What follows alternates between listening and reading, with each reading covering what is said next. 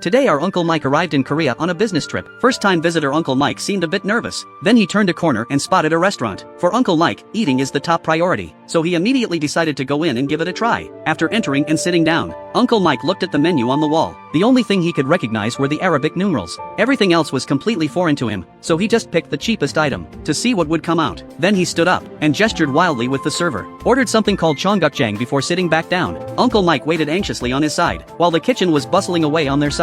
Soon plate after plate of dishes were brought out by the server. A total of 12 plates quickly filled the entire table, plus the Korean hot sauce already on the table. Uncle Mike felt his money was totally well spent today. At least he'd achieved an overwhelming advantage in quantity. Stir-fried pork with kimchi, vibrant and glistening, tasted salty sweet with a hint of spice. A pretty good appetizer. Just then the server rushed over to tell him these weren't meant to be eaten as separate side dishes, but were side dishes meant for mixing with rice. This made Uncle Mike absolutely delighted. Bibimbap was his favorite all along, so he hurriedly grabbed a spoonful of this and added a piece of that. Added some spicy cabbage, half a fried egg, scooped up rice and poured in the natto soup, mixed it all together, finally sprinkled on some seaweed, and Uncle Mike's Korean-style bibimbap was complete. With one bite, there was the subtle sweetness of spinach, the tender crunch of bean sprouts and the crispy fragrance of carrots. All these ingredients brought together not only didn't interfere with the rice's texture, but actually made it incredibly delicious. It was really so good. Korean fish cake soup. The combination of fried fish cakes and chili sauce tasted mildly spicy and slightly sweet. A great finishing side dish. After finishing the side dishes,